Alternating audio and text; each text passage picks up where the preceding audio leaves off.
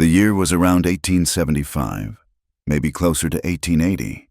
10 years, or was it 15, had passed since the soldiers burned the peach trees and herded the people on the Long Walk. 10 years since the signing of the paper that gave them back a piece of their own land. A piece so dry the corn withered and the sheep grew thin. Tanila felt the grit of the red desert on his teeth. It was a taste he knew better than any other. His horse, a sturdy bay with a deep chest, plodded patiently, its hooves kicking up small puffs of ochre dust that hung in the still, hot air. He had been riding since before the sun broke the horizon, and now it hung high and merciless, a white-hot coin in a pale blue sky. He pulled his hat lower, the felt warm and stained with sweat. Silver Creek was just ahead, nestled in a dip between two flat-topped mesas. It was not a town. It was a wound, scraped into the earth, suppurating with men and whiskey and greed. A line of fresh-cut timber marked the slow, ugly advance of the railroad, a steel snake poisoning the sand. Tanil, whose name meant "he who is strong" in the old language, felt anything but strong when he rode into the white man's world. He was a man caught between, to his people, the dying. He was a warrior who had seen the war with the blue coats and survived. He was a scout who had, for a time, worn the brass tag of the army, a choice that still tasted like ash in his mouth. He was the nephew of old Yazzie, a headman trying to hold on to what little pasture was left for the clan's sheep. The younger men watched him, their eyes hungry for a path he did not know how to show them. To the white men in Silver Creek, he was just an Indian, a savage, an old enemy. He had not come for trouble. His goal was simple, carved by necessity. He had a small roll of cured pelts, 2 deer hides and a fox, tied behind his saddle. Beside them, wrapped in a blanket, were 3 silver and turquoise bracelets his aunt had made, the stones as blue as the sky over the sacred mountains. He hoped to trade these for the things his family needed to survive another month. Salt, cartridges for his old rifle, coffee, cornmeal. His plan was always the same: ride in, keep his head down, speak only when spoken to, and then only in the clipped, simple English they expected, get his supplies, and ride out before the sun set and the whiskey made the townsmen brave or cruel. He would keep his distance from the miners, the cowboys, the discharged soldiers, and even the other tribes, the Apache or Ute trackers who sometimes passed through, their eyes harder than his. Survival was a quiet thing. He passed the first building, a livery stable with a collapsing roof. The smithy was silent, the forge cold. He guided his horse toward the main street, a wide, dusty scar of hoof prints and wagon ruts. He tied the bay to the hitching rail outside the general store, the wood smooth and worn. He took his rifle from its scabbard. A sign was nailed to the saloon door across the street. The paint was peeling, but the words were clear. No dogs, no Indians. He had seen signs like it in a dozen towns. Some places, they would let him in if he left his weapons outside. Some places, they would not let him in at all. It did not matter. He had no business in the saloon. He pushed open the door to the general store. The air inside was cool and smelled of coffee beans, cured tobacco, new leather, and the sharp tang of axle grease. A bell tinkled above him. A man behind the counter, thin and wearing a stained apron, looked up. His eyes registered Tanil and then dismissed him, turning back to 2 other men leaning against a barrel of pickles. "I tell you, Caldwell is not stopping," one of the men said. He was thick-bodied, wearing the dusty clothes of a freight hauler. He bought the whole High Valley stretch last month. Now he is pushing south, right up to the edge of the reservation line. He has got the new Indian agent in his pocket. The other man, a smaller man in a town suit, said in a low voice, "Heard he is drawing up new papers. Something about leasing the grazing lands for 10 cents an acre. The Vages will not know what they are signing." "They will sign," the freight hauler said with a laugh. "The agent cuts their rations for a week. They will sign their own death warrant for a bag of flour. Tanile moved silently toward the back of the store, toward the sacks of flour and cornmeal.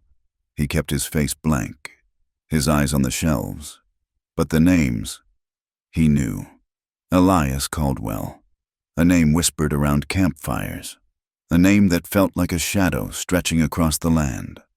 Caldwell owned the Double C Ranch, a sprawling empire of cattle and barbed wire that grew larger every season. He was a man who moved mountains, or at least paid for the railroad to blast through them, and the Indian agent, a man Tanil had seen once, a man with soft hands and dead eyes, was the government boot on his people's neck. A slow, cold anger uncoiled in Tanil's gut. It was an old feeling, one he had learned to bury deep. Anger was useless. It was a fire that burned the man who held it. He remembered the long walk. He remembered the starvation. He remembered the faces of the children who did not survive the journey. And he knew, with a certainty that settled in his bones, that these new paper treaties were just a different kind of war, a quieter way to kill. He gathered his things. He chose a 50-pound sack of cornmeal, a smaller bag of coffee, a block of salt. He walked back to the counter and placed his rolled pelts on the wood. The storekeeper finally looked at him. "What you want?" "These?" Tanil said, his voice a low rumble. He pointed at the pelts. "For those," he pointed at the supplies. The storekeeper poked at the fox pelt. "Not worth it. Pelts are down." "And the bracelets," Tanil said. He carefully unwrapped his aunt's work. The silver shone in the dim light. The two men by the pickle barrel watched, their eyes curious and mocking. The storekeeper's gaze lingered on the turquoise. He knew its value. He grunted, "Fine, and $2 cash for the bullets." Tanil nodded. He needed the cartridges more than the money. The storekeeper measured out the powder and shot. Wrapped it. Tanil paid the $2 silver. Coins he had earned breaking a horse for a white rancher a month back. He packed his supplies into his saddlebags, lashing the heavy sack of cornmeal behind his saddle. His rifle was in his hand. He was halfway to his horse when he saw her. She was behind the small, sun-bleached clapboard building that served as the church, on her knees in the dirt, scrubbing a large iron pot. He stopped. He had never seen her before. She was young, perhaps 19 or 20 winters, slender, with a frame that looked like it had missed too many meals. Her hair was long and black, unbound and tangled with dust. She wore a simple Mexican skirt, the fabric torn and faded to the color of the dirt, and a loose cotton blouse. But it was her stillness that held him. She was not scrubbing the pot so much as attacking it, her movements fierce and silent, a mule skinner, reeking of sweat and cheap whiskey, staggered out from the alley, called something crude to her, and spat a stream of tobacco juice that landed near her skirt. She did not flinch. She did not look up. She did not make a sound. She just kept scrubbing, her knuckles white. Tanila looked closer. His eyes, trained to see a broken twig at 50 yards, missed nothing. Her wrists, where the sleeves of her blouse were pushed up, were scarred. Old scars, pale and puckered, in the perfect, terrible shape of ropes tied too tight for too long. Her eyes, when she finally paused to tip the dirty water onto the parched earth, her eyes scanned the street. They were not dull. They were not empty. They were sharp, alert, and as wild as a hawk's. They saw everything. They just held no hope. "That one." Tanil turned. An old Mexican woman, her face a map of deep wrinkles, was standing beside him, a basket of laundry on her hip. She had come up as silently as he had. He gave a short nod, his gaze still on the girl. "La niña muda," the old woman whispered. "The dumb girl. She does not speak, not for a long time." "Who is she?" Tanil asked, his voice low. "They say she is Apache. Found her wandering in the hills after the soldiers went through. But she is not Apache." The old woman leaned closer, her voice dropping. "She is from the valley The one by the Green River. My cousin knew her family. They had a small ranch. Good land. What happened?" "What always happens." The old woman's eyes were bitter. "Men came. They said they were bandits. They shot her father, her brothers, took everything. The soldiers came later, to clean up. And who was with them, looking sad and helpful?" Tennille did not need to guess. "Caldwell." "See, Elias Caldwell." The old woman spat onto the dust. "He saved her, brought her here, says she owes him her life. So she works, for the saloon, for the church, for anyone who needs floors scrubbed or pots cleaned. A slave, but they call her a ward. She saw it all. She saw the men who shot her family. She saw Caldwell talking to the leader before they rode away. She stopped speaking that very day. No screams, no tears, just this." The old woman jested at the girl's silent, furious scrubbing. A cold fist closed around Tennille's heart. This was the man who was stealing his people's land. A man who hired guns to murder families for a piece of earth. A man who would take a traumatized girl and put her to work like a broken animal. He looked at the girl again. She was not just a girl. She was a mirror. She was his people, silenced and dispossessed.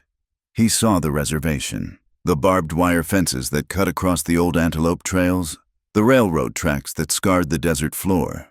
He saw the wild horses, the mustangs he sometimes watched running free on the high mesas. And he knew that Caldwell and men like him wanted to put a rope on every last one of them. Put a rope on the wind itself. The girl finished her work. She picked up the heavy pot and carried it, her back straight, toward the back door of the saloon. She moved with a strange, broken grace. Tennille turned away. He untied his horse. This was not his fight. He had his own family to feed. He had his own demons to quiet. He had come for salt and bullets, not for another person's ghost. He mounted the bay. He looked once more at the saloon. He could hear the tinny sound of a piano, the rough laughter of men. He thought of the girl, her silent eyes, the scars on her wrists. He turned his horse east, toward the setting sun that painted the red cliffs in shades of blood and fire, and rode out of Silver Creek, the dust settling behind him like a shroud. He told himself he would not think of her again, but he knew he was lying. He had ridden 2 miles out of Silver Creek. The sun was beginning to dip, painting the western sky in hues of orange and deep purple, the color of a fresh bruise. The air was cooling, and the silence of the high desert settled around him, broken only by the steady rhythm of his horse's hooves on the packed earth. But his mind was not silent. With every step the bay took, the image of the girl returned, her eyes not empty but caged, the pale, puckered scars on her wrists, the fierce, hopeless way she scrubbed at that iron pot. Tennille cursed, a low, harsh sound in his own language. He had his supplies. He had the cartridges. His family was waiting. Old Yazzie was counting on him. This was not his concern. She was not his people. He had sworn to himself, after the last time he had trusted a white man, after the last time he had tried to interfere, that he would never again get caught in their affairs. Their world was built on a different kind of cruelty, one that traded in paper and false words instead of just bullets. Every time he had reached out, his hand had been bitten, or worse, forced to strike another. He pulled his horse to a halt. The bay snorted, tossing its head, impatient to be home. Tennille looked back over his shoulder. Silver Creek was a small, ugly smudge against the vast red landscape, a place of rot. He thought of the women of his own clan, captured during the war, their fates unknown. He thought of the children taken east to schools, their haircut, their language forbidden, their spirits broken. He thought of the old woman's words. She saw it all. He had seen it too. He had seen the power of men like Elias Caldwell, men who saw land, animals, and even people as nothing more than items to be owned, used, and discarded. The girl's silence. It was not emptiness. He recognized it now. It was a shield. It was the last piece of herself she could control, the last thing they could not take from her. He sat his horse, a statue of bronze and shadow against the dying light. To ride on was to be sensible. To ride on was to survive, as he had always survived. To ride on was to feed his family. To turn back was madness. It was to invite trouble he did not need, to step into a fight that was not his, a fight he could not win. It was to break the vow he had made to himself. He thought of her eyes one last time, not pleading, but assessing, as if she had been looking at him, wondering if he was just another man who would look away. With a heavy sigh that seemed to drain the strength from his chest, Tennille pulled the bay's rein. The horse, confused, resisted for a moment before obeying. He turned back toward Silver Creek. He did not know why. He only knew that to ride away felt like a different kind of death. It felt like leaving a part of his own soul behind in the dust. When he reached the edge of town, the main street was thick with men. It was more crowded than it had been at midday. The saloon was spilling its patrons onto the boardwalk, and miners, cowboys, and freight haulers were gathering in the open square between the general store and the church, their voices loud and rough. A strange, festive energy hung in the air, an energy that made Tennille's hand tighten on his rifle. He tied his horse in the shadows near the livery, away from the main rail. He kept to the edges of the crowd, his movements fluid and unseen, his senses sharp. He saw the girl. She was standing on the raised platform of the boardwalk in front of the saloon, as if she were a piece of freight. Two men Tennille recognized as Caldwell's men stood near her, their hands on their holsters. She was clean, her hair brushed, and she was wearing a different dress, a simple calico that looked too large for her. She was as still as a deer trapped in the beam of a lantern, her face pale, her eyes fixed on something far beyond the town. Then Elias Caldwell himself stepped out. He was a big man, not with muscle, but with presence. He wore a fine coat and a string tie, his silver hair neatly combed. He smiled at the crowd, a broad, generous smile that did not reach his cold, blue eyes. "Gentlemen," Caldwell's voice boomed, silencing the murmurs. "Thank you for joining me this fine evening. You all know me. You know I am a man who believes in community, in order, and in Christian charity." A few men cheered, their voices slurred with whiskey. "You all know this poor creature," Caldwell said, gesturing to the girl with a magnanimous sweep of his hand.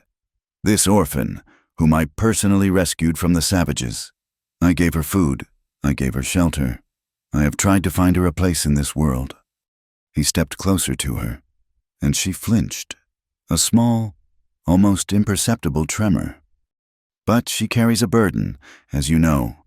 She is silent." He said the word as if it were a disease. "She needs a home. She needs a man's protection.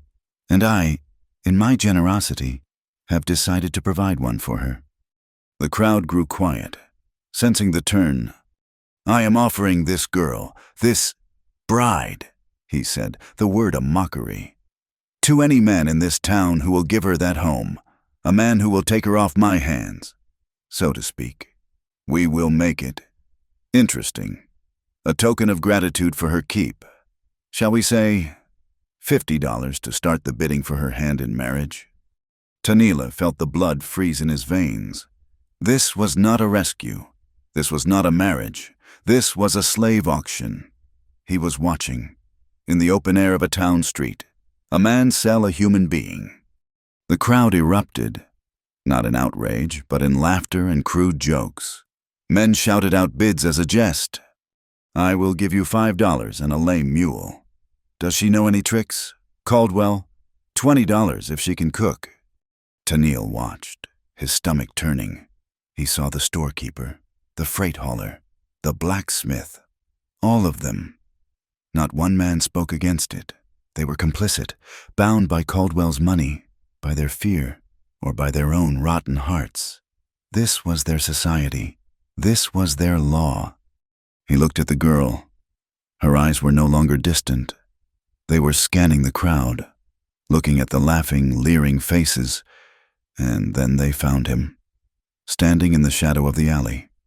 Her eyes locked with his. She did not plead. She did not beg. She simply looked at him, a clear, sharp, assessing gaze. It was the same look she had given him before. It was not a cry for help. It was a question. "Are you one of them?" Tanile felt the weight of his ancestors on his shoulders. He thought of his vow to stay out of the white man's affairs. He thought of the danger. He thought of the blood that would surely follow. And he knew he was trapped. Her silence, her stillness, had become a demand he could not ignore. A man, a big railroad foreman reeking of whiskey, shoved his way to the front. "I have got $40 in silver. Caldwell, let us see the goods." He lunged forward, grabbing for the girl's arm, intending to pull her down into the mud of the street. "Let me check her teeth first." Before the foreman's fingers could close on her arm, Tanil moved. He did not run. He simply emerged from the shadows, stepping into the torchlight with a grace that was almost lethal. He was in the center of the street in 3 long strides. His voice was not loud, but it cut through the laughter like a cold wind. "She is not a horse." The crowd fell silent. The foreman froze, his hand in midair. Caldwell's smile tightened. "No one buys a person," Tanil said. He spoke the English words slowly, carefully, as if they were stones in his mouth. He did not look at Caldwell. He looked at the foreman, his eyes flat and cold. His hand was not on his rifle, but rested lightly on the hilt of the long knife at his belt. The foreman, drunk but not stupid, saw the look in Tanil's eyes and slowly lowered his hand. Caldwell laughed, a sound like dry leaves scraping on stone. "Well, look at this. A brave warrior, a true protector. I did not realize you were in the market for a wife. Black horse." Tanile did not respond. He kept his gaze on the girl. "Do you want her?" Caldwell purred, stepping between them. "Is that it? You want to protect her?" He spread his hands, his smile returning, playing to the crowd. "Then, by all means, marry her. Take her. It is a perfect match. Is it not the savage warrior and the silent bride?" He had turned the tables. He had made it a joke. The crowd began to laugh again. A different, sharper laughter. Caldwell was offering him a trap. To accept was to be ridiculed. A Navajo taking a white man's broken goods. A mute girl no one wanted. He would be a fool in the eyes of the town. And he would make an enemy of Elias Caldwell, who would not forget this public challenge. To refuse, however, was worse. If he backed down now, Caldwell would win. The foreman, or some other man, would take the girl, and Tanil would have shown himself to be a coward. His words as empty as the wind. He would have to live with her eyes following him for the rest of his days. He was caught. Caldwell knew it. The town knew it. Then the girl moved. She had been frozen, a statue of calico and terror. But now, with a small, stiff movement, she stepped off the boardwalk. She walked past Caldwell, who watched her with a look of sharp surprise. She crossed the few feet of open ground that separated them. She did not look at Tanil's face. She stopped beside him, close enough that her tattered sleeve brushed his leather tunic. And then, in an act of impossible, desperate courage, she reached out her hand, the one with the scarred wrist, and laid it on his forearm. It was not a plea, it was a choice. She had chosen. The crowd went utterly silent. The touch was brief, a feather-light pressure, but it seared Tanil's skin. In that one, silent gesture, she had claimed him as her protector. She had thrown her life, the one thing she had left, at his feet. Tanile looked down at her hand on his arm. He saw the scars. He saw the dirt under her nails. And he felt a sudden, fierce rush of possession, not of her, but of her decision. He raised his eyes and looked at Elias Caldwell. "We will need the paper," he said, his voice flat. Caldwell's smile vanished. His eyes went cold and hard. He had been beaten, and he knew it. He had intended to humiliate the girl and the Navajo. Instead, they had, in their own silent way, humiliated him. "Reverend," Caldwell snapped, his voice tight with fury. "Get the book. It seems we have a wedding to attend." It was over in minutes. A frightened man in a black coat, the town pastor, was shoved forward. He stammered through a few lines from a book, his hands shaking. Tanile did not listen to the words. He watched the girl, who stared straight ahead, her small hand still gripping his arm as if it were the only solid thing in a world that was tilting. A piece of paper was signed. The pastor declared them man and wife. A few men in the back of the crowd whistled, a low, mocking sound. Tanile took the wet ink paper, folded it, and tucked it into his shirt. He said nothing.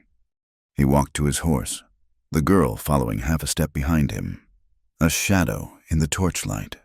The crowd parted for them, their faces a mixture of scorn, pity, and disbelief. He untied the bay, he mounted, then reached down his hand. She looked at his hand for a long moment. Then she placed her own in it.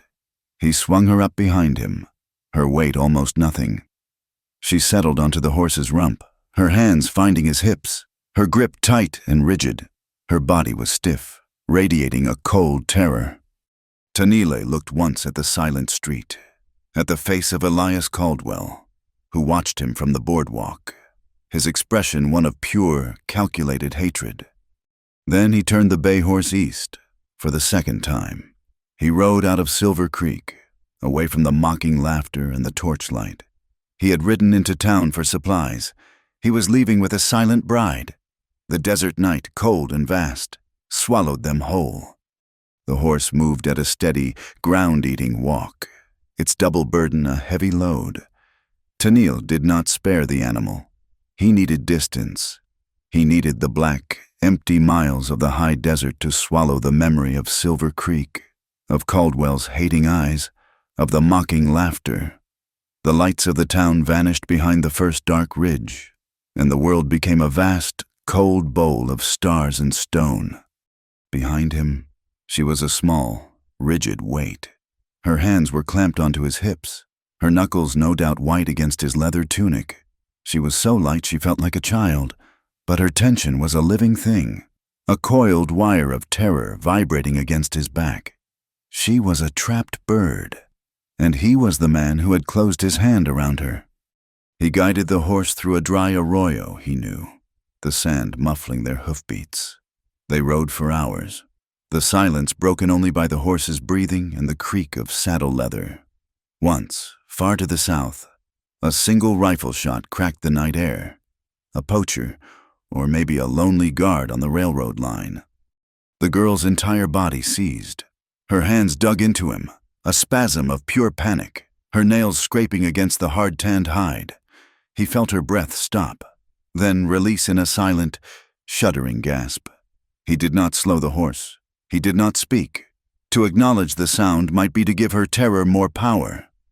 He pushed on, past midnight, until he reached a sheltered cove of rocks, a place hidden from the wind and any distant eyes. A small seep of water glistened on the rock face. He swung his leg over the horse's neck and slid to the ground, his muscles stiff. "We rest here," he said, his voice low. He turned and offered his hands to help her down. She did not take them. She slid off the horse's rump on the other side, landing unsteadily on the sand. She immediately put her back to the rock wall, her eyes wide, scanning the darkness around them. Tanile said nothing. He unsaddled the bay, his movements economical and practiced. He led the horse to the seep, letting him drink, then hobbled him on a patch of dry grass. The girl watched his every move, her body poised for flight. He gathered a few armfuls of dry greasewood from the clefts. He used his flint and steel, keeping the fledgling fire small and contained within the rock hollow. A circle of warmth, not a beacon. The flames caught, casting flickering, dancing shadows that made her flinch. He unrolled his bedroll and placed it near the fire. Then he retrieved the new, thick-woven Navajo blanket he had bought, the one meant for his aunt. He unfolded it. The pattern of red and black crosses, symbols of protection, was sharp in the firelight. He laid it on a patch of smooth sand, a respectful 5 feet from his own role. He sat, turning his back to her slightly, a deliberate gesture of non-aggression. He took a strip of dried venison from his pouch and chewed it slowly, his gaze on the small fire. He laid his rifle next to his bedroll, within easy reach. He was aware of her in every nerve. He could hear the faint, shallow sound of her breathing. The paper in his shirt said she was his wife. He knew what white men, and even some of his own people, would expect, but he also saw the raw, hunted look in her eyes.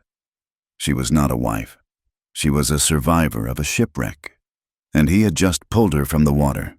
He felt a powerful, protective instinct, sharp and clean, but beneath it, he was also aware of her as a woman. Her very stillness had a gravity to it. He waited. The fire crackled. After a long, silent time, he heard a rustle.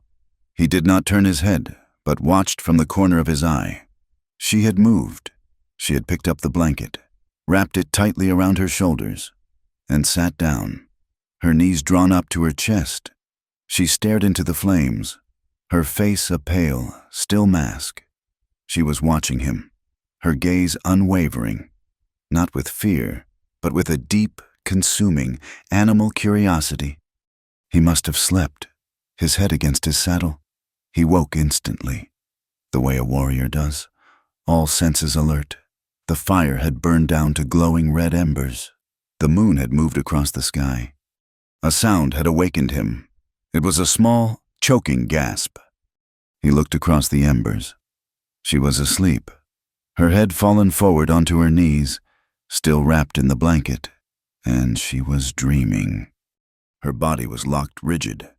A muffled, tearing sound came from her throat, a scream with no voice. Her hands, tangled in the blanket, flew up to cover her head, her arms bracing as if to ward off blows. "No," she whispered. The word was a dry, hoarse rasp, so faint he thought the wind had made it. "No, please, agua." She was back there, in the valley, in the fire. He was moving before he had made the choice, crossing the space between them in 2 silent movements. He knelt beside her. He reached out his hand, his touch light as a moth, and laid it on her shoulder. Her eyes snapped open, and he recoiled. They were black, depthless, and blind with terror. She was not seeing him. She was seeing ghosts. She scrambled backward, pushing herself away with her heels, her mouth opening in a silent, agonizing scream. "Shh," he said. His voice was a low, steady rumble. "You are safe." He did not move closer. He stayed kneeling, his hands open and visible in the dim light. "You are safe." He switched to his own language, the language of the din. The words did not matter. The tone was everything. "The holy people are watching. You are safe here." He began to speak, to fill the terrible silence she carried. He told her the old story, the one his grandmother had told him on the long walk. He spoke of Spider-Woman, Naashjeiyaza, who spun the world from the threads of the dawn. "She weaves protection," he murmured, his voice a low chant, his eyes holding her wild ones. "She spins a web to catch the evil dreams. You are wrapped in her blanket. The crossed lines are her web. The evil cannot find you here. You are safe." Slowly, like the sun rising over a frozen land, the terror in her eyes began to thaw. The blank, blind horror receded. She was seeing him now, a man kneeling in the dirt, his hand still outstretched, speaking in a language she did not understand. Her breath was coming in ragged, painful gulps. She stopped scrambling. She just sat, trembling, her hands still clenched. He did not return to his bedroll. He sat, leaning his back against the cool rock. A few feet from her, he fed a few more dry sticks to the fire, bringing the small flames back to life. "I have seen the ghosts, too," he said, switching back to English, his voice flat. She watched him. Her eyes were still huge in her small face, but the terror was gone, replaced by the old, weary caution. "I was a scout," he said, speaking to the fire. "For the blue coats, After the long walk, he said the words as if they were stones he was spitting out. They paid me to find the Indi, the Apache. He did not look at her. He picked up a small, sharp pebble, turning it over in his fingers. I led them. I was good at my work. I found a camp. I thought, it does not matter what I thought. It was not a war party. It was families, old ones, children. He closed his eyes, a muscle tightening in his jaw. The soldiers, they did their work, like they did in your valley. He tossed the pebble into the darkness. After, they called me a good Indian, a fine tool, my own people. Some call me a traitor, a man who led the enemy. I am not dying to them. I am not white to the soldiers. He finally looked at her. I live between worlds. Neither one wants me. He had not known he was going to say any of it. The words had just come, pulled from him by her absolute, consuming silence. He had confessed to her, a girl who could not repeat his words to anyone. She just watched him. Her expression did not change. She did not recoil. She did not seem to judge. Her stillness was a mirror, and he had just shown his ugliest side to it. They rode all the next day. The land flattened into a high, pale desert, shimmering under a sun that felt like a physical weight. In the afternoon, the wind began to rise. It came from the north, a low, whistling sound that built to a deep, hollow moan. Tennille tasted the grit on his teeth. He looked at the horizon.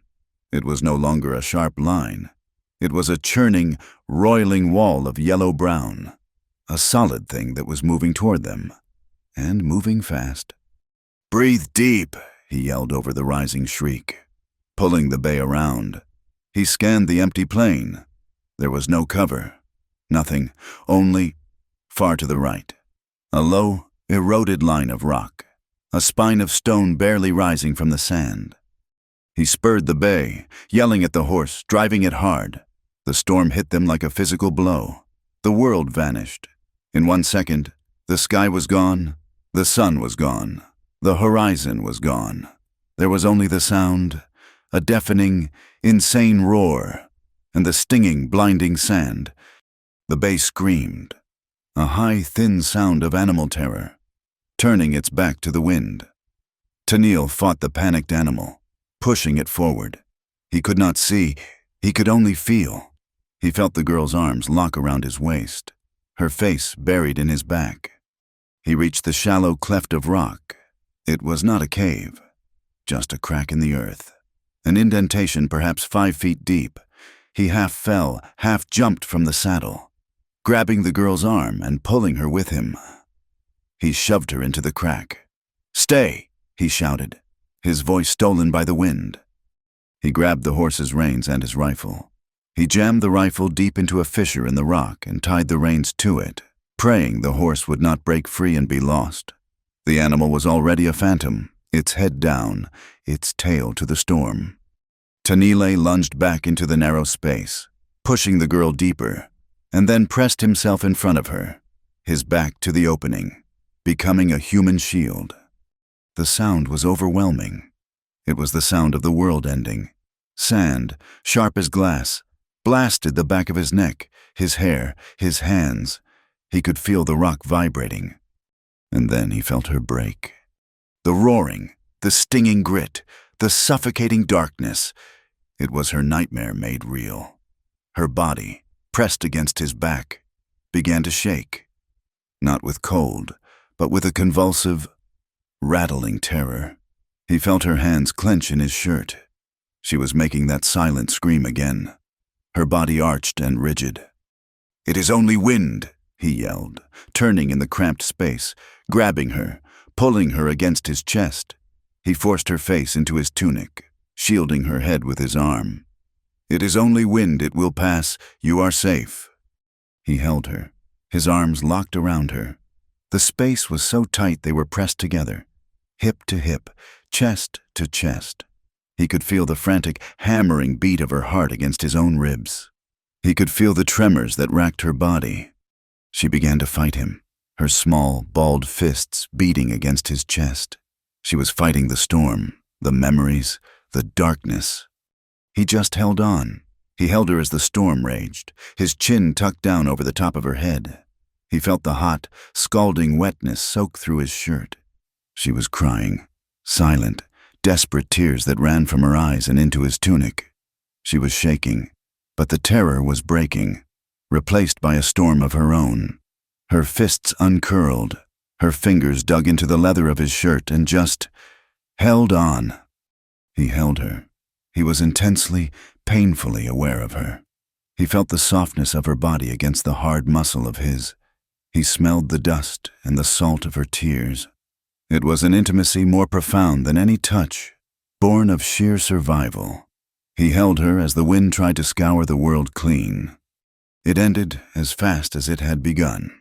The deafening roar subsided to a moan, then a whistle, then a thick, heavy silence. The air was still, choked with dust so fine it was like breathing flour. Tanili did not move. He waited.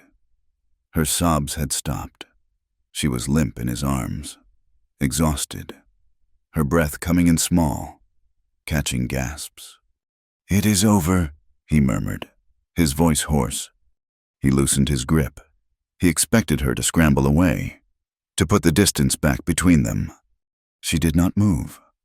For a long, long moment, she just stayed, her face hidden against his chest, as if she were afraid to look at the new world. Then, slowly, she lifted her head. Her face was a mask of mud, sand, and tears. Her eyes, red-rimmed and weary, looked up into his, and then she did something that stopped his heart. She leaned forward, just that small distance, and pressed her forehead against his. It was not a kiss. It was not a caress. It was a press of bone to bone. It was the first willed, gentle touch she had offered. It was gratitude. It was trust. It was, "I am here. You are here." He closed his eyes, his own breath catching. He could feel the light tremor that still ran through her. He smelled the earth and the rain that never came in her hair. He had a sudden, powerful urge to tilt his head, to cover her mouth with his, to taste the grit and the salt and the sorrow. He fought it. He held himself rigid. To do that now would be to take. It would shatter this fragile, silent truce. He waited until she pulled back, her eyes dropping, a faint flush rising under the dirt. He reached up, his hand rough, his thumb calloused, and gently, slowly, brushed a streak of mud from her cheek. Her eyes flew to his, wide, tracking the movement, but she did not flinch. She let him. "When you are ready," he whispered. He did not know what he meant. Ready to speak, ready to live. He only knew that he would wait. The next morning, the sky was a painful, brilliant blue. The world was scoured. He found the horse, half buried in a dune but alive. As he saddled the bay, the girl watched him, her blanket still wrapped around her. He pointed to the horse. "Lee," he said. She looked at him, her head tilted. "Lee," he repeated, tapping the horse's flank. "In my language. Horse." She looked at the horse, then back at him. Her chapped lips moved. She made no sound, but she formed the word. He smiled, a slow, rare thing. He pointed to the bright, morning sun. "Johonai." She tried to mouth that, too, her brow furrowed. He touched his own chest. "Tanil." He then pointed to her. She looked down at her hands. She had no name to give him. He touched her shoulder gently. "Sheyazi," he said, "my little one. We will call you Ashki Yazi, little girl." She looked up at him. She did not smile, but the armor in her eyes had a small crack in it. She turned, and for the first time, she walked to the horse herself, waiting for him to help her up. The journey was not over, but it had changed. They reached the high mesa on the third day. The air was thinner here and clean. It smelled of juniper and hot rock and the faint, dusty scent of sheep. This was the land of the Dine, the people. It was a place of staggering, terrible beauty. Red rock pillars, carved by wind and time, pointed to a sky so blue it hurt to look at. But it was a wounded land. The valleys were narrow, the soil thin. The old grazing lands, the rich green river bottoms, now belonged to men like Caldwell, marked off by the new religion of barbed wire. The reservation was a cage, a beautiful, stark cage with invisible bars. Tanile led the horse up the final, winding trail. Ashki, riding behind him, made no sound, but he could feel her looking, her head turning to take in the vast, open space. She had lived in the dirt and shadows of Silver Creek for so long. This much sky must have felt like a blow.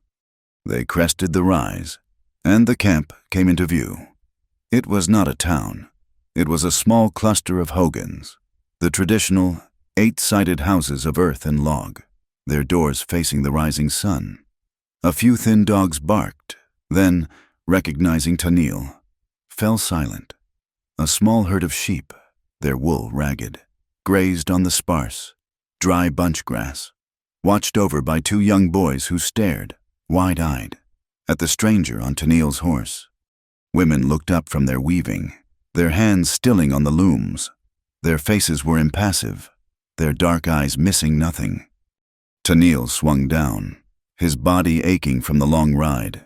He turned and offered his arms to Ashki. She hesitated, her eyes on the silent, watching women. Then, she took his hands and let him lift her down. She stood beside him, her small hand still clutching the Navajo blanket he had given her, a small, alien figure in her torn calico dress.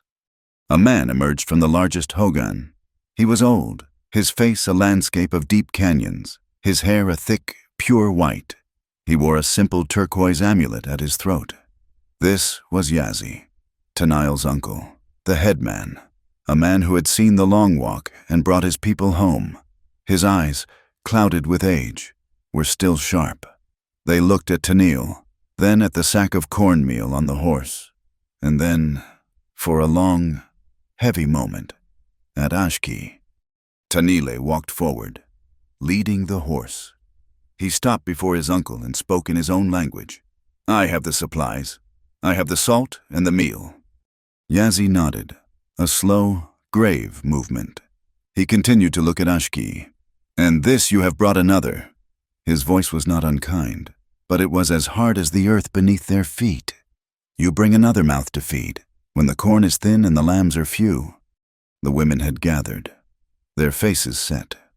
Ashki looked down at the ground, her body shrinking, her hand tightening on the blanket. Tanil stepped so he was standing slightly in front of her. "She is my wife," he said, the words clear and final in the quiet air. "She has no people. She is one of us now." There was a sharp, collective intake of breath from the women. A wife. This white man's stray. This silent one. Yazi's eyes narrowed. He looked at the girl's scarred wrists, her thinness, the terror that she wore like a second, invisible blanket. He looked at his nephew, at the hard set of Tanil's jaw. "You have chosen," Yazi said. It was not a question or a blessing. It was a fact. A man must feed his choice. He looked at Ashki again. "We are hungry here, little one, but we are not savages. We do not leave people to starve." He turned and walked back into his hogan. The spell was broken. The women began to murmur, their voices low, like water over stones. One woman, her face kind but weary, approached. Her name was Rosa. "Come," she said to Ashki, in slow, careful English. "You are tired. Water." She gently touched Ashki's arm. Ashki flinched but did not pull away. She allowed Rosa to lead her toward one of the smaller, empty hogans, the one kept for visitors. A man came to take Tanil's horse. His eyes filled with questions Tanil did not want to answer. He saw 2 other figures approaching. One he knew well. The other he knew by sight. "You must be tired of trouble." "Tea," a voice drawled. Because you sure know how to find it. Sam Carter was a man who looked like he had been carved from sun-dried wood. He was thin, wiry, with a drooping mustache and pale blue eyes that had seen too much. He had been a scout for the army. Like Tennille, unlike Tennille, he had simply walked away one day, leaving his blue coat and his rifle for the army to find. He now lived on the edge of the reservation, trapping, drinking, and hating the world he had helped create. He was, perhaps, the only white man Tennille trusted. The woman beside him was Mary Collins.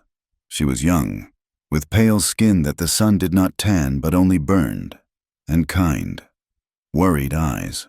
She was a missionary, a nurse, a teacher. She lived in a small, square-built wooden house near the camp, trying to trade her God and her medicine for a foothold in their world. The people were polite. They accepted her medicine and politely ignored her God. "Sam," Tennille nodded. "Miss Collins." "Your uncle sent word you were back," Mary said, her gaze flying to the empty hogan where Ashki had disappeared. "He said you brought someone." "A wife," Sam said, spitting a stream of tobacco. "You, married. The world is ending. T, did you know that?" "It is Caldwell," Tennille said, his voice low, ignoring the joke. Sam's humor vanished. "What about him?" "He was there, in Silver Creek. He tried to sell her." Mary Collins put her hand to her mouth, her eyes wide with horror. "Sell her like a slave." "He called it a marriage, to the highest bidder," Tennille said. Sam Carter let out a long, low whistle. "That son of a bitch, he is getting bold." He looked at Tennille with a new respect. "And you stepped in, you, of all people. You just bought yourself a war friend." "The war was already here," Tennille said. "He is pushing for the land." "I know," Sam said, his voice grim. "He has been sniffing around the high pastures, and he has got the new agent eating from his hand." "We need to help her," Mary said, her voice trembling but firm. "The poor girl, what she must have seen. I will go to her." "No," Tennille said, putting a hand on her arm. "Not yet. She is a wild horse. Miss Collins, you run at her. She will bolt. Let her be." The next few days were a quiet, tense truce. Ashki was a ghost. She stayed in the small hogan, emerging only to get water. The other women would leave food, a bowl of stew or a piece of fry bread, near her door, and it would be gone by morning. They watched her, their suspicion mixed with a growing, reluctant pity. Tennille gave her space. He slept outside, near the door of her hogan, his bedroll under the stars. He was her guard, not her husband. He hunted. He brought back 2 deer, silencing for a time. His uncle's worry about another mouth to feed. He gave the meat to Yazzie and a portion to Rosa, the woman with the kind eyes. On the 5th day, Ashki emerged. She walked to where Rosa was carding wool, the greasy, thick fleece piled beside her. Ashki sat a few feet away and simply watched. She watched for an hour. Rosa, wise in her own way, did not speak to her, did not even look at her. She just worked. Finally, Ashki reached out a small, trembling hand and took a piece of the raw wool. She began to pull it apart, her fingers clumsy at first, then more sure, imitating Rosa's movements. A silent, fragile bridge had been built. The piece was shattered by the arrival of the Indian agent. His name was Davies. He was a small, fussy man with a stained waistcoat and soft hands. He rode a fine horse and was escorted by 2 reservation police, Navajo men who wore white man's hats and looked ashamed. He called for Yazzie. The entire camp gathered, silent and watchful. Tanai, Nile, stood near his uncle. Ashki, who had been with Rosa, froze, her eyes on the men. She hid herself behind the loom, watching. "Yazzie," Davies said, his voice impatient. He did not dismount. "I have the papers, the new lease agreement, from Washington. Very generous. He held out a sheaf of papers, filled with dense English words. Yazzie looked at the papers as if they were snakes. I do not read the white man's paper. Then have your nephew read it, Davies said, his eyes flicking to Tennille. He can read. He is a smart boy. Tennille took the papers. His English was good, but this was a different language, a language of lies. He read aloud, slowly, translating for his uncle. The words were poison. Lease, in perpetuity, for the good of progress, 10 cents an acre. It was a lifetime lease for grazing rights to the high pastures, the only place their sheep could survive the dry season. It was a death warrant. We will not sign, Yazzie said, his voice calm. Now, you listen to me, Davies said, his patience snapping. You are wards of the government. You will sign this paper, or the next wagon with your rations. The flour, the sugar, the coffee. It might get lost. It might not come for a month, or 2. A cold, hard anger filled the clearing. To steal their land was one thing, to starve their children to do it was another. Get off our land, Tennille said, his voice very low. He handed the papers back to Davies. Davies's face went red. You will regret this, savage. You will be begging me for that flour by the first snow. He yanked his horse's head around and galloped away, his escorts following. 2 days later, they returned, but Davies was not alone. Tennille was skinning one of the deer when he heard the horses. He looked up. His knife hand froze. Riding beside the agent, on a magnificent black horse, was Elias Caldwell. He was flanked by 2 men, hard men with guns on their hips, their eyes cold. Caldwell looked around the poor camp, his lip curled in a small smile, as if he were inspecting a property he already owned. Ashki was by the stream, helping Rosa wash the wool. She was facing away. Yazzie, Caldwell called out, his voice booming and friendly. I have come to speak to you, man to man. This fool Davies has made a mess of things. I'm a simple rancher. We are neighbors. I want to make a deal that helps us both. At the sound of that voice, Ashki turned. She saw the man on the black horse. The world stopped. The clay pot of water she was holding slipped from her fingers and shattered on the rocks. A sound tore from her throat. It was not a word. It was a dry, gagging, terrifying sound. The sound of a trapped animal. She saw the smoke. She smelled the whiskey on the men's breath. They were wearing paint, like Apaches. But they were not Apaches. They were white men. She saw her father run out, his rifle in his hand. She heard the shots, so many shots. She saw her brothers fall. She had hidden in the root cellar, her hands over her mouth, choking on the dirt and the terror. And she had seen him. After the fire had started, after the shooting had stopped, she had seen this man, Elias Caldwell, ride up on his black horse. He had spoken to the leader of the bandits, had passed him a bag of coins, and had looked at her family's burning home with a look of quiet satisfaction. Caldwell looked over at the sound.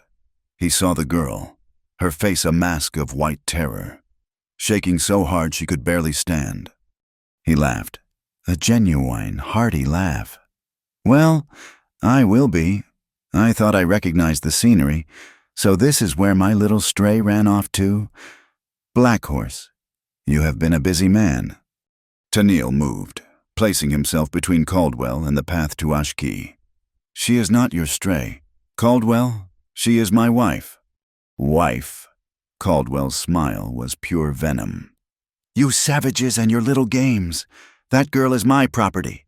I have a bill of sale for her keep, her food, her clothing for a full year. The law is on my side. I am a generous man. I will let you keep her if your uncle signs my very generous lease. He had done it. He had tied them together, her life for their land. You will leave, Tennille said, his hand moving to his knife. Oh, I will leave, Caldwell said, his smile fading. But I will be back. You see, you people do not understand law. You understand this. He tapped the holster on his hip.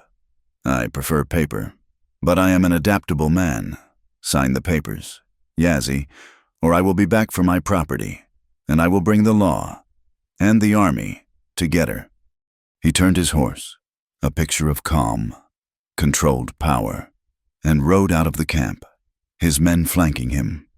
That night, the camp was a hive of fear and anger. The young men, the ones who had not seen the long walk, were oiling their rifles. They spoke of attacking Caldwell's cattle, of burning his ranch. "And then what?" Yazzie asked, his voice weary. "They will send the blue coats. They will say we broke the treaty. They will take the women and children again. They will send us back to the place that stank of alkali and death. Is that what you want? More war, more dying?" Sam Carter and Mary Collins had come to the fire. "He is right, Yazzie," Sam said. "You cannot win that way." "Then we must use their law," Mary said, her hands clasped. "Denial, she is your wife. She is a witness. That man, Caldwell. She saw what he did she not?" Tanile looked at the hogan where Ashki was hiding. She had not come out since Caldwell had left. "She saw him," Tanil said. "She saw him pay the men who murdered her family." "Then she must testify," Mary said. "We can write a letter to the judge in Prescott, a federal judge.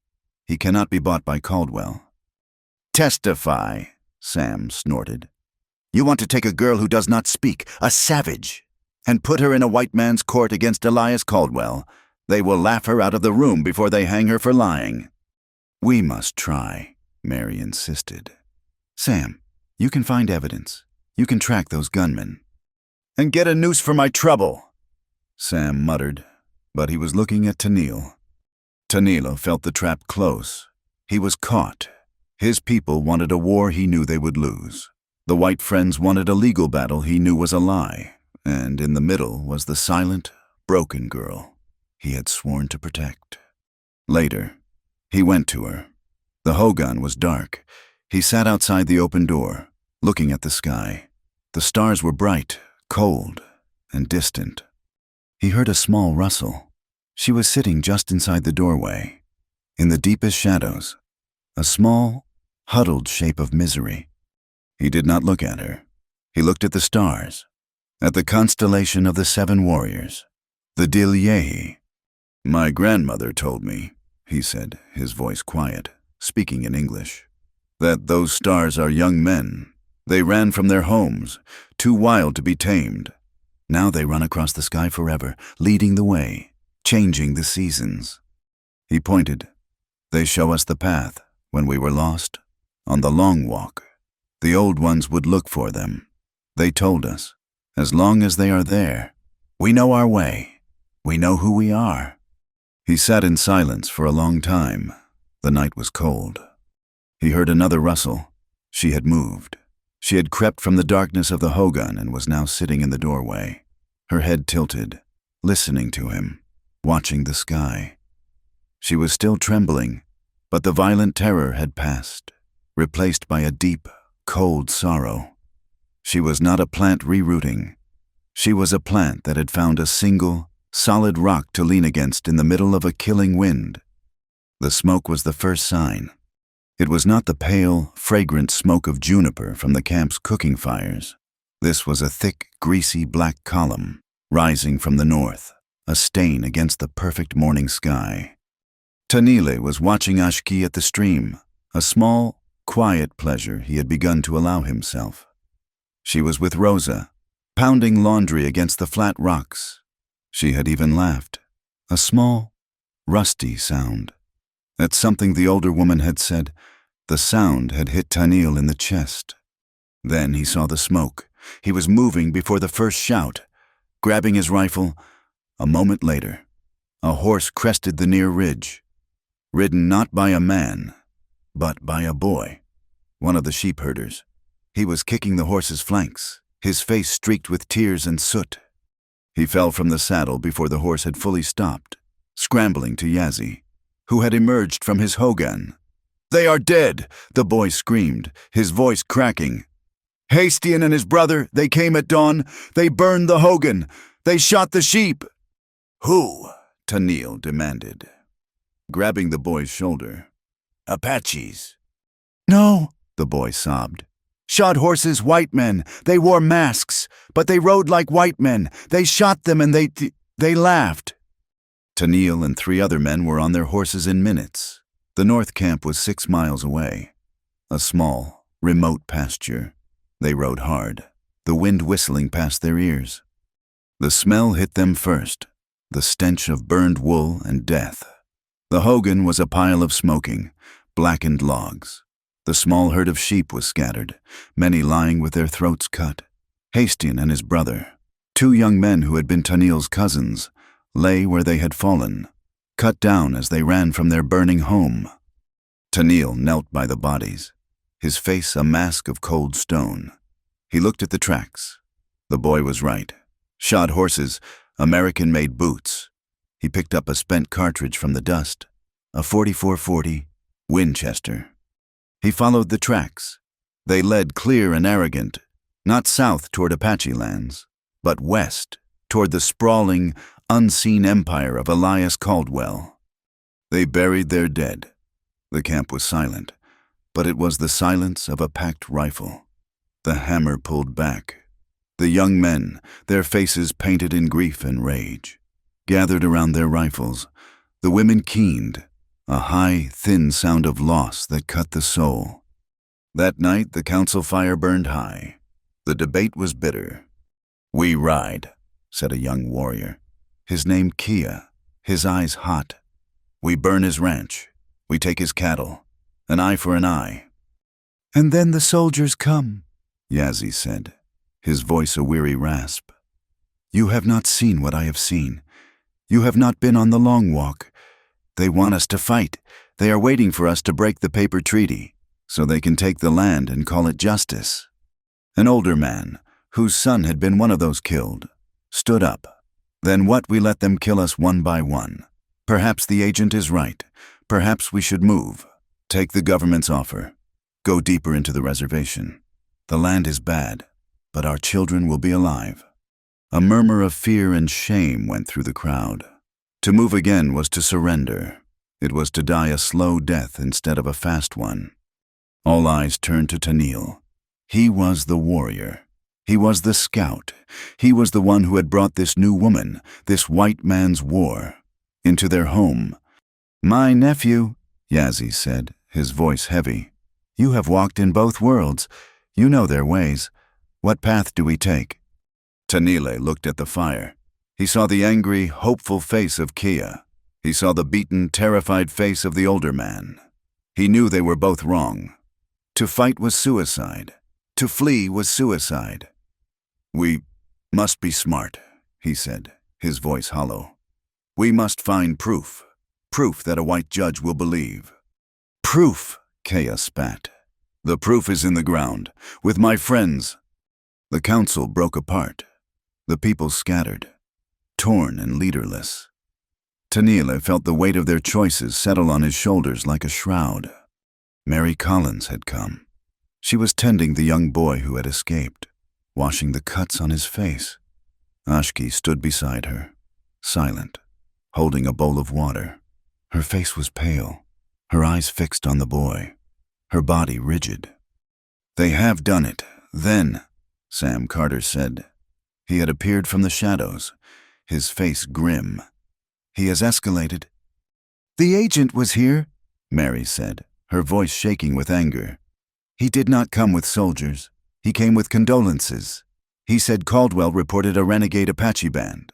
Caldwell is offering to send his own men to patrol the reservation border, to protect the Navajo."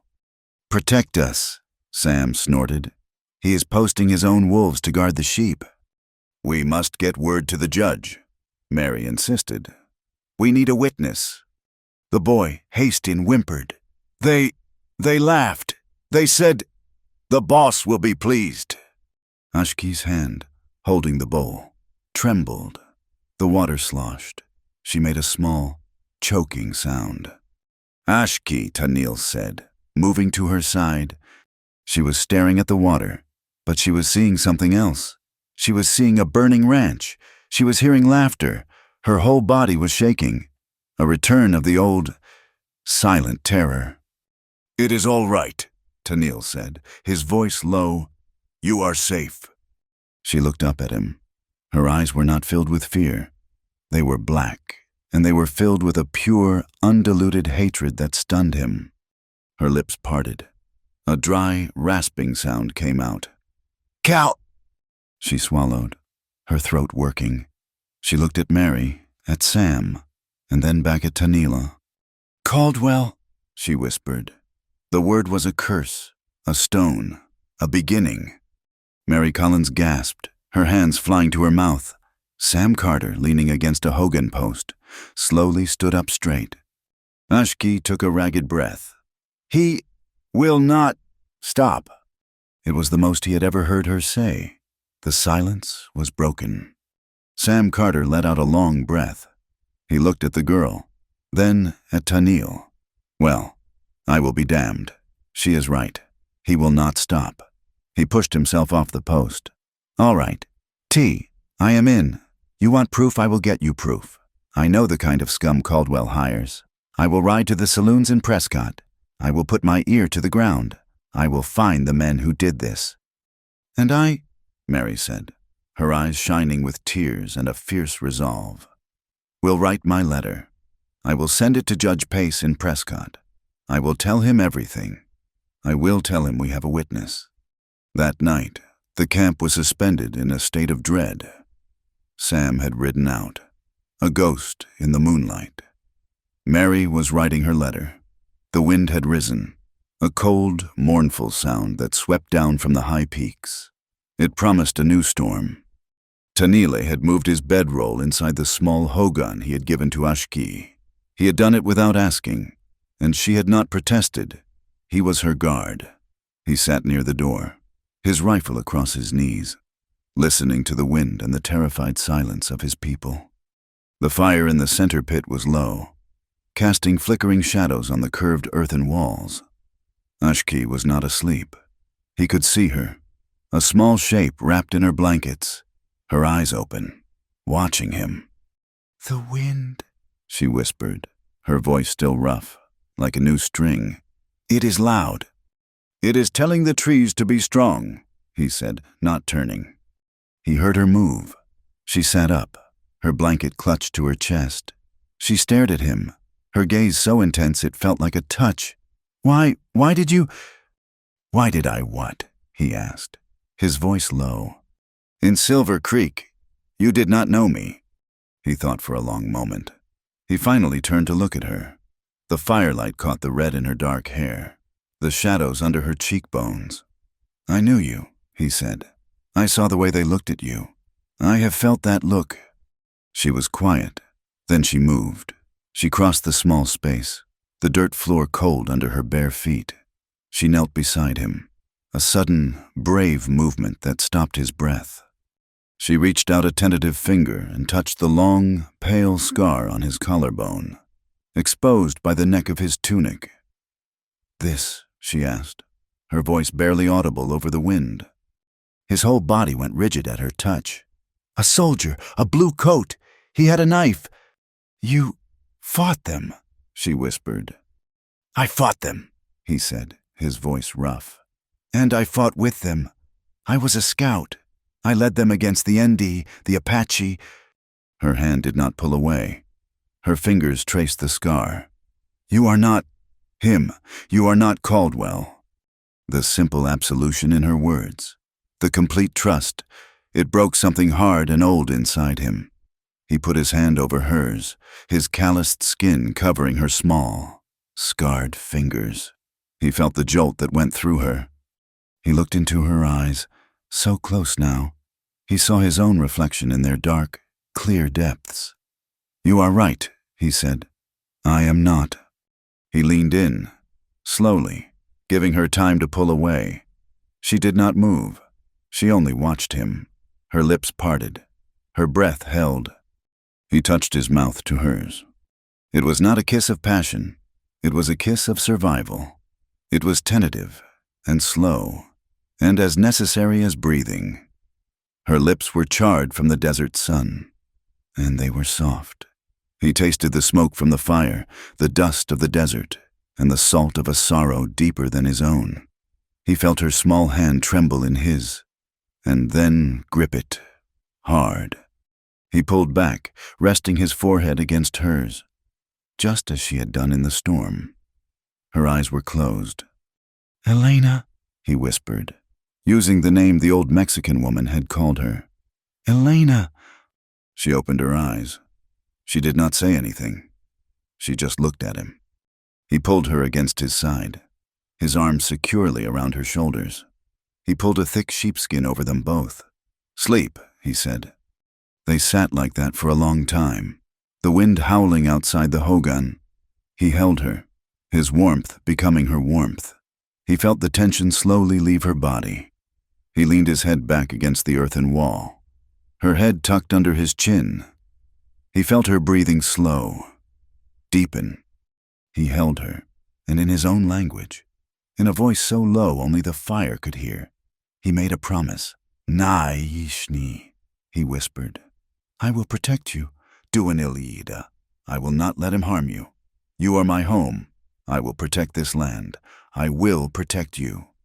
She shifted, settling against him, and for the first time since her family had been murdered, she slept soundly in the arms of another. The next day, she was a different woman. The silent bride was gone. She walked with Rosa, her head high. She spoke, small words at first, then sentences. She helped the women. She learned to card the wool. She learned the Navajo words for water and fire and thank you. The women of the camp, who had seen her as a bad omen, a burden, now saw her as a miracle. They saw her as Tennille's wife, a woman who had come back from the land of silence. Tennille watched her, and for the first time since the long walk, he felt a pure, uncomplicated happiness. It terrified him. He had just realized what he had to lose. The blow came 3 days later. A report, brought by the same young men who had been so eager for war. A small herd of sheep, the ones from the south pasture, had been driven off. The tracks were clear. "It is a diversion," Tennille told Yazzie, his stomach cold. "It is a trap." "Trap or not," Yazzie said, his face grim. "It is 10 ewes. We cannot lose them. We are already on the edge of hunger." Tennille knew his uncle was right. He gathered 2 men. He went to the hogan. Ashki was grinding corn. She looked up, and she smiled at him. A real, small, beautiful smile. "I must go," he said. "Sheep are missing." The light in her eyes died. The fear was back. "Be careful. He is a snake." "I will," he said. He touched her cheek. "I will be back before the sun sets." The trail was easy to follow. Too easy. It led them into the twisting canyons of the south, a box canyon with no exit. The sheep were there, but so were the men who had taken them. A brief, sharp exchange of gunfire. One of Tennille's men was grazed in the arm. The thieves, 2 white men, fled, leaving the sheep. It had taken too long. The sun was bleeding into the western hills, painting the sky in shades of blood. Tennille rode back, a cold, hard knot in his gut. He knew he had been played. He heard the wailing before he even crested the last ridge. He spurred his horse, his heart pounding a sick rhythm against his ribs. The camp was in chaos, not a full attack, a single, focused, surgical strike. The main sheep pen, the one near the stream, was on fire, a diversion. He leaped from his horse, running. Rosa was on the ground, a deep gash on her forehead, but alive. "Tennille," she cried. "They came. While we fought the fire from the rocks, just 2 men. He did not wait to hear the rest. He ran to his hogan. It was empty. The corn grinder was overturned. The small fire was kicked apart. He fell to his knees, the world tilting. It was happening again. The thing he loved, the person he had sworn to protect, had been taken from him. He had failed. He saw it, half hidden in the dust by the door. A small wool bracelet, one Rosa had been teaching her to weave. It was ripped, as if from a struggle. Beside it, pressed deep into the earth, was a large boot print. A boot with a broken heel. A print he had seen before, in the ashes of the North Camp. He stood up. The grief, the fear, it all vanished, burned away by a sudden, pure, cold rage that left him calm. He walked to his horse. He took his rifle. He checked the load. He was going to ride to the Double C Ranch. He was going to burn it to the ground. You will die before you reach his gate. Yazzie stood in his path. The old man's eyes were filled with a deep, knowing sorrow. "Let me pass, Uncle," Tennille said, his voice a dead, flat thing. "And do what die like a fool, get yourself killed, and leave her to his mercy. He wants you to come. He is waiting for you." "He took her," Tennille whispered, the word breaking. "He took my wife." "Yes," Yazzie said. He stepped forward and gripped his nephew's arm, his old, frail hand surprisingly strong. "He did." He looked into Tennille's deadened eyes. "You came back to this camp with supplies. You brought her here. You fought the agent. You thought you were fighting for your people. You thought you were fighting for this land." Yazzie pulled him closer. "Look at me, my son. You are not fighting for the land anymore. You are not fighting for your people. You are fighting for your heart. And a man who fights for his heart is the most dangerous warrior of all. Do not be a fool. Be a warrior." The words cut through the red haze. Tennille stopped. He looked at his uncle, and the deadness in his eyes was replaced, not by warmth, but by a cold, sharp, lethal intelligence. He was a tracker. He was a warrior, and he was going to get his wife back. Tennille did not ride in blind rage. The rage was there, a solid core of ice in his chest, but his uncle's words had given it shape. It was a warrior's tool now, not a fool's fire. He did not call for a war party. He needed speed. He needed silence. He chose two men, Kea, the young man whose friends had been murdered, his anger now as cold and sharp as Tennille's, and an older tracker, a man named Hastian, who knew the canyons better than he knew his own face. As he tied his bedroll, Sam Carter rode into the light of the dawn. Sam's face was grim. His rifle was already in its scabbard, and a second one was tied to his saddle. "You did not think you were going alone, did you?" Sam said. His voice was low. "I found their tracks. They are heading for Devil's Ridge. It is a box canyon. A slaughterhouse. He is setting a trap for you." "I know," Tennille said. "She is there." "Then I am coming," Sam said. It was not a question. A third figure hurried toward them from the shadows, stumbling slightly. It was Mary Collins. Her face was pale in the gray light, but her chin was set. She carried her black medicine bag. "No, Miss Collins," Tennille said, his voice flat. "This is not a place for you." "You will be wounded," she said. Her voice trembled, but it did not break. "Kea, your friend. He might be hurt. You might be hurt. I can stop bleeding. I can stitch a wound. I am not a warrior, but I am not useless." She took a breath. "And if you succeed, someone needs to be a witness. A white witness. To say what happened. I am coming." Tennille looked at the small, strange group. 2 Navajo warriors, a white outcast, and a Christian woman. A posse of ghosts. He gave a single, sharp nod. "Ride fast, and stay out of the way." They rode. They did not spare the horses. Tennille led, his eyes on the story written in the dust. The boot print with the broken heel was there, arrogant and clear. 3 horses, he said to Sam, his voice low. "One is carrying double. My wife." The word felt like a coal in his throat. "They are moving slow. They are not worried. They expect me to follow." The land changed.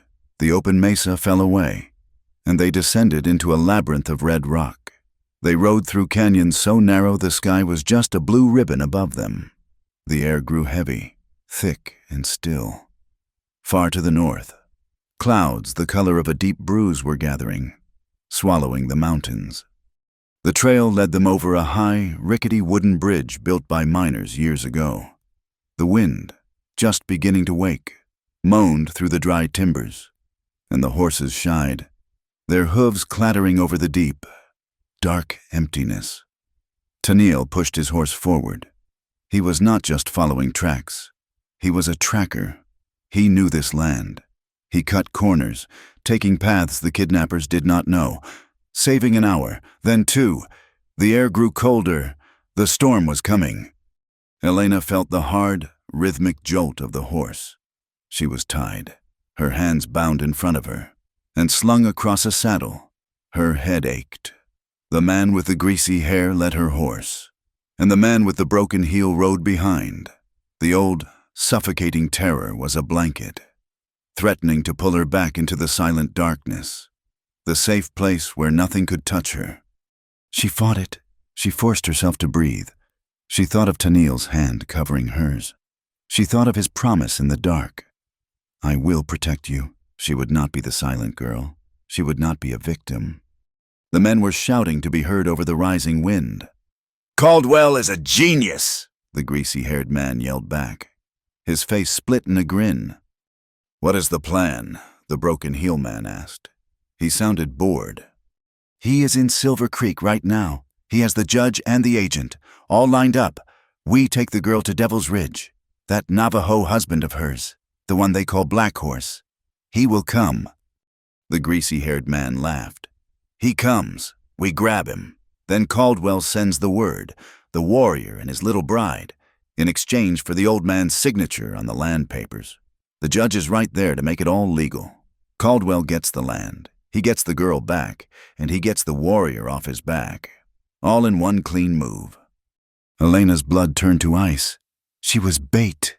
They were using her to destroy him, to take his people's land. The rage she had felt in the camp returned, a clean, white heat that burned away the fear. She remembered the small, sharp piece of flint she had found by the stream, the one she had liked the shape of. She had hidden it in the sleeve of her dress. Her hands were bound in front of her. She could feel the stone, still tucked in the fold of cloth.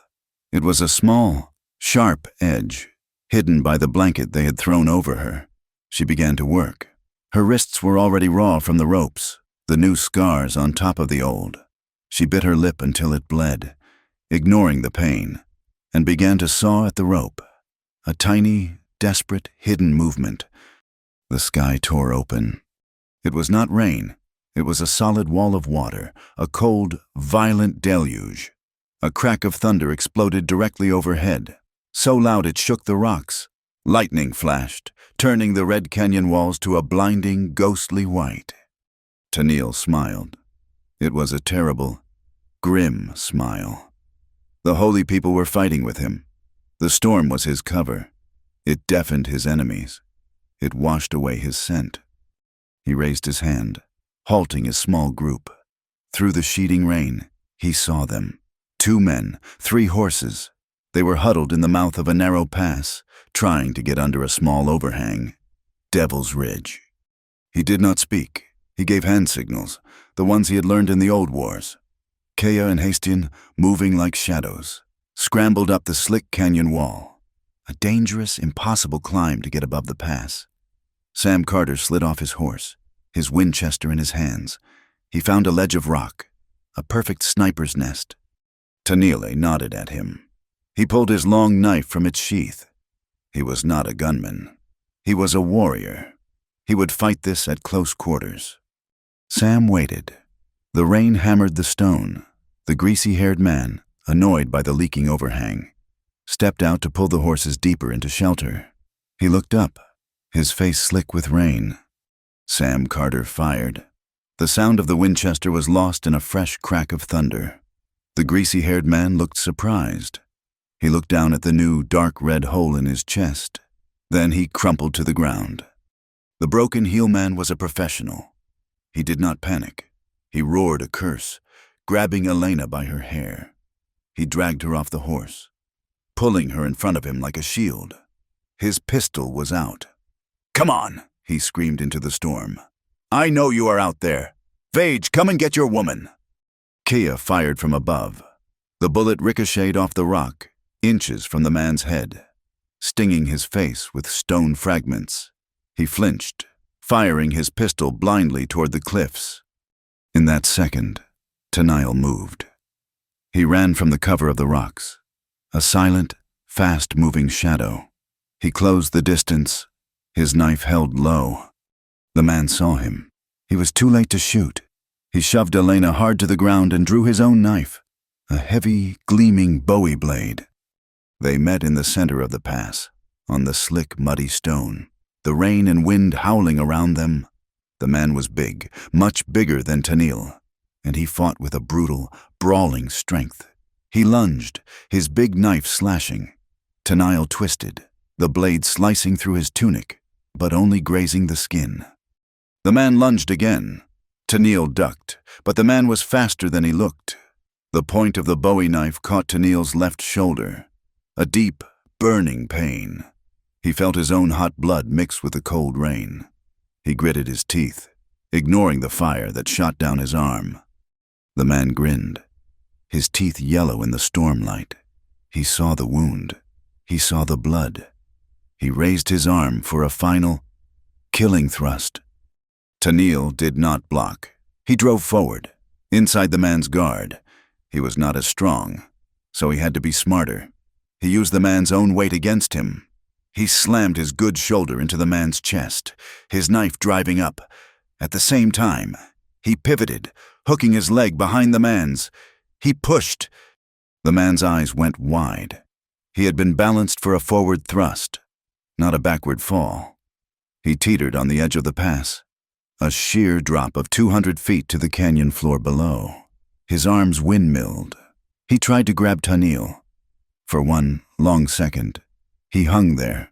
Then, with a high, thin scream that was swallowed by the thunder, he was gone.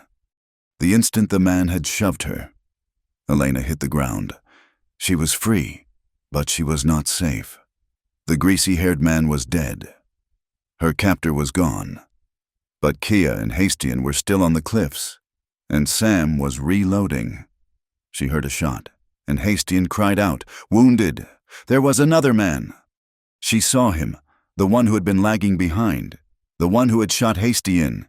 He was running toward her, his pistol raised. The ropes! They were cut. She had done it. Her hands were raw, bleeding, but they were free. He lunged for her, his face a mask of rage. Damn you, girl! She did not freeze. She did not scream. She remembered the rage she had felt, the rage of the pot in Silver Creek. She grabbed a rock from the mud, a heavy, sharp-edged piece of granite. He was on her. He grabbed her by the hair, yanking her head back.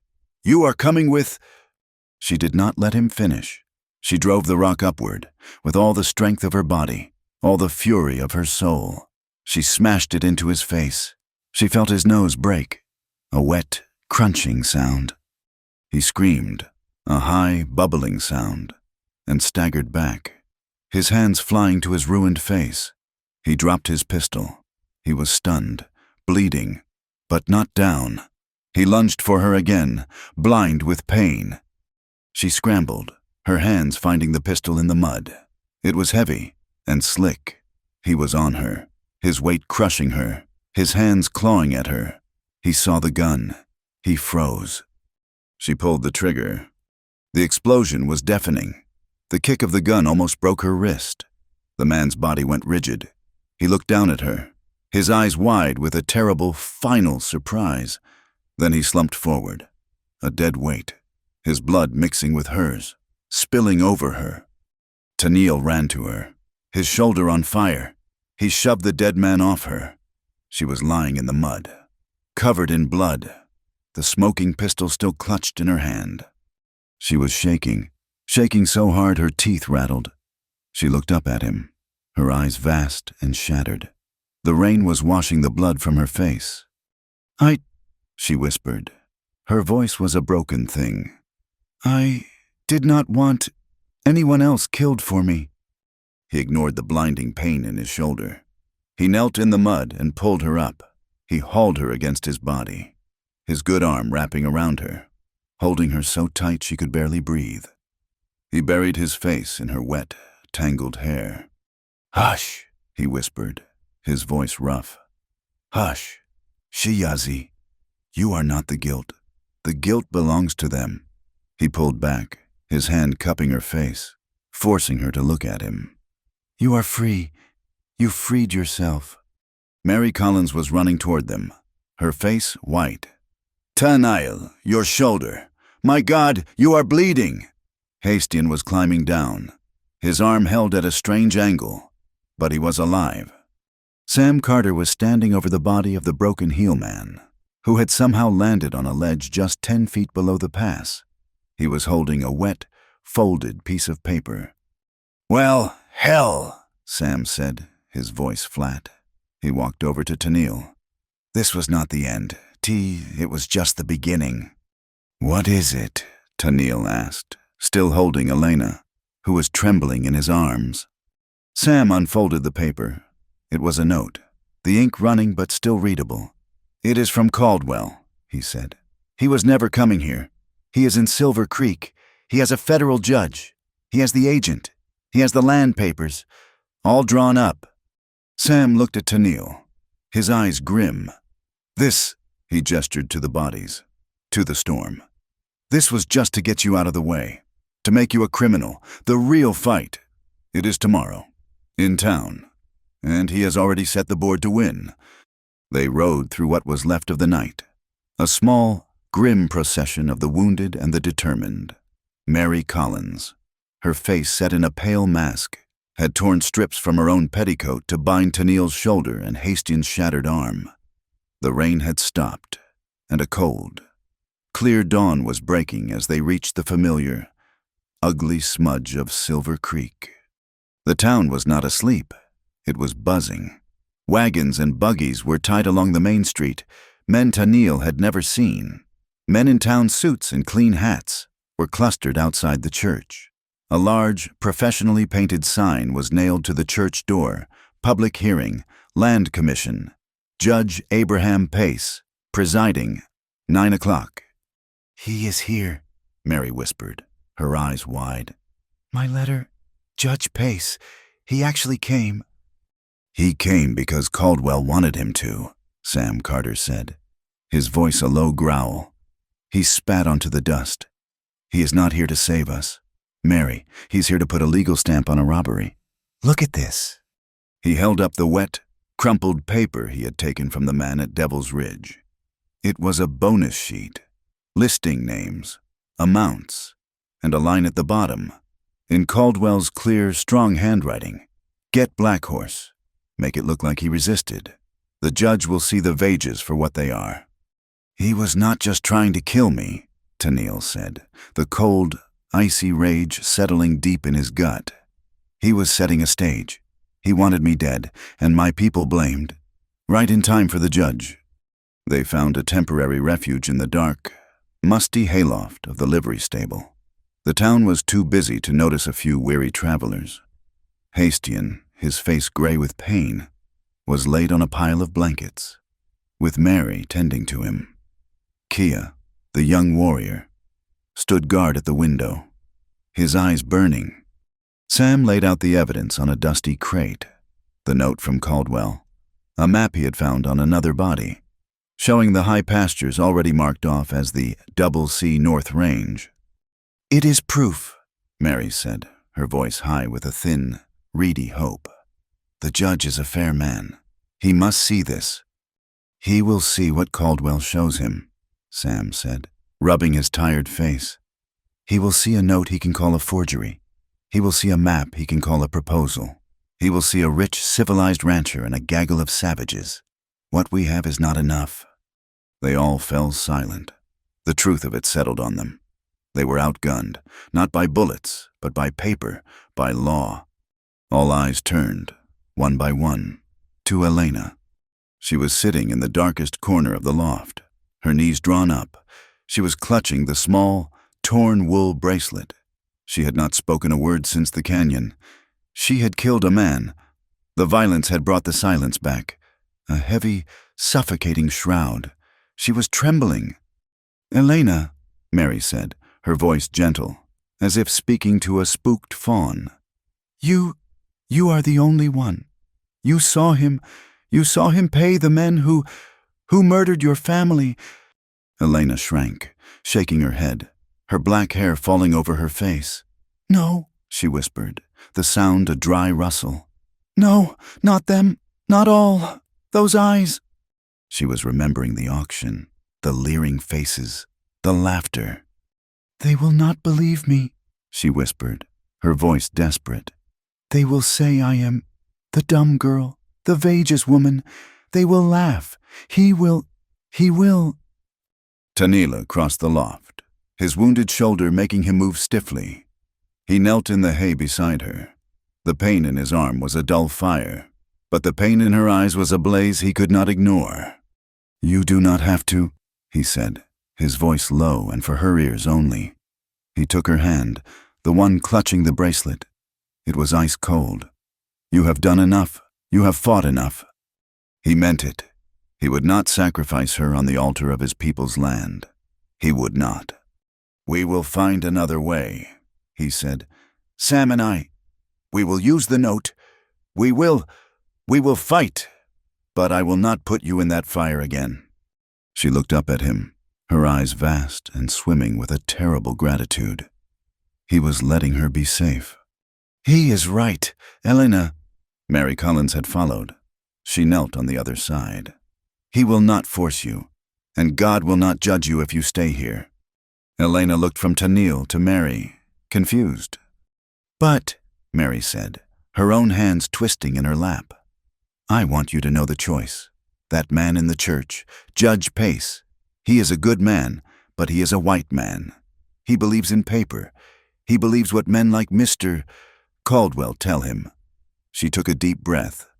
"Those papers he is looking at, they are not just about land. They are the end of Tanil's people. They will be moved off the mesa. They will be sent to the drylands in the south. The children, the old ones, they will not survive the winter." Elena looked at Tanil. He had not told her this. "Sam's note is something," Mary continued, her voice gaining a desperate strength. "But Caldwell will say it is a lie. They will ask, 'Who is the witness?' And we will have none. But you are not a note. You are not a forgery." Mary reached out and placed her hand over Tanil's and Elena's. "You saw your family, the men at the camp.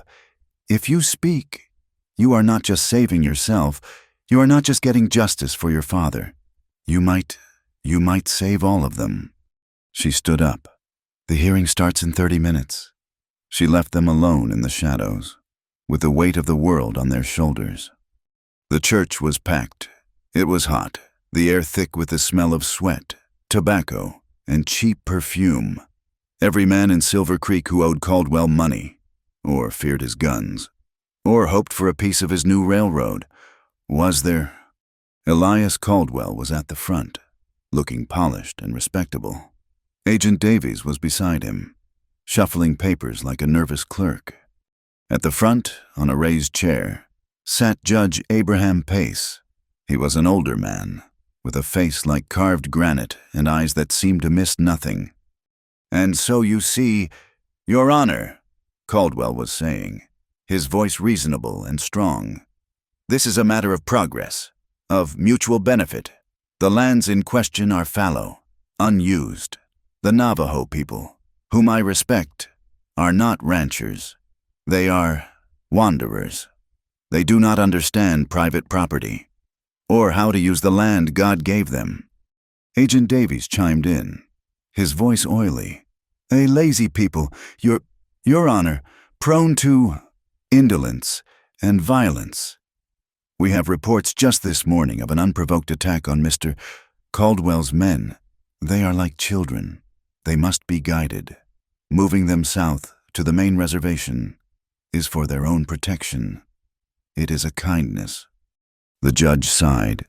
He looked at the maps. He looked at the neatly typed land lease agreements.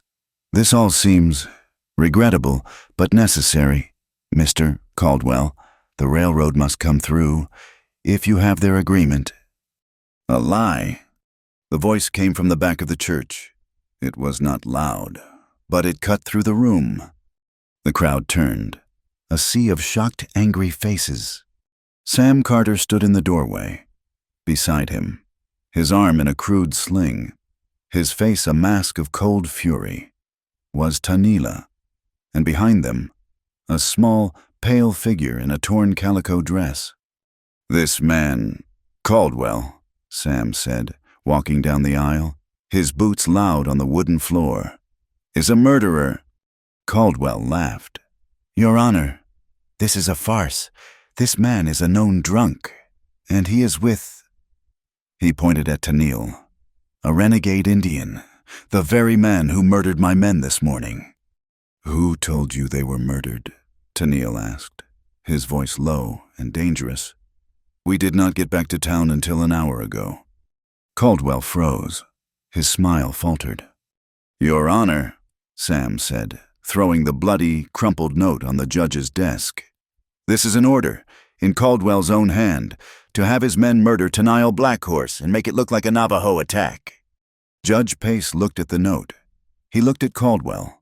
His eyes narrowed. "Mr. Caldwell, this is a very serious allegation. But this note, it is just paper. It could be a forgery."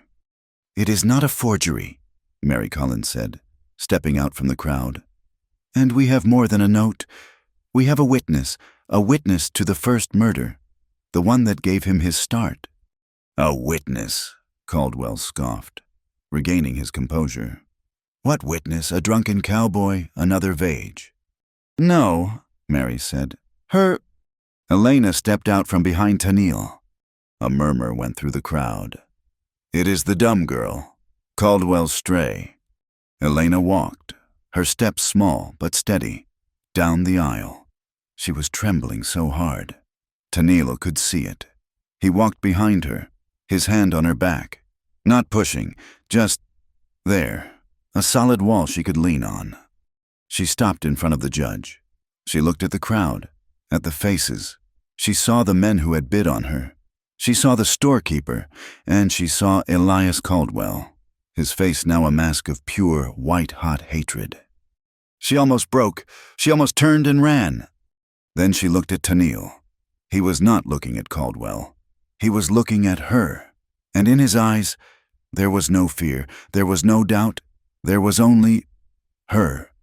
She took a deep breath, a ragged, shuddering thing, and she spoke. Her voice was small and cracked with disuse, but it was clear. "My name," she said, her voice gaining strength with every word, "is Elena Maria Sanchez. I am not dumb." She pointed a shaking finger at Elias Caldwell. "That man, he killed my family." The church exploded. "Lies!" Caldwell roared. "Silence!" the judge bellowed. Slamming his gavel, "Let her speak." And she did. She told them everything. She spoke in a mix of English and Spanish, her voice growing stronger. She told them about her father's ranch, about the bandits who came at dawn, about the fire, about hiding in the cellar, and about seeing Caldwell, in the light of her burning home, paying the leader of the gunmen. He saved me," she said, her voice dripping with an irony she did not know she possessed. "He brought me to this town. He told everyone I was a ward, but I was a slave. He let men, he sold me." She looked at the judge, her eyes dry and burning. "And when he found out I was with Tanil, he was afraid. He was afraid I would talk. So he sent his men to kill Tanil's people. He sent his men to kidnap me, to silence me forever. He is a murderer, and he is a monster." The silence in the church was absolute. It was the silence of damnation. Caldwell was sweating. "Lies! She is a whore, a savage's woman. She is mad. You cannot prove any of it." "Mr. Caldwell," Judge Pace said, his voice like ice. "She named the man you paid. She said his name was Three Finger Jack. How would she know that name?" He told her," Caldwell shrieked, pointing at Tanil. The vase, he made it all up. He had lost. He knew it. He saw it in the judge's eyes. He saw it in the faces of the townsfolk, their fear turning to disgust. He was an animal, and he was cornered. "This hearing is over," he roared. He pulled a pistol from under his coat. The crowd screamed. He lunged, not for the judge, but for the one who had beaten him. He grabbed Elena. He yanked her back, his arm locking around her throat.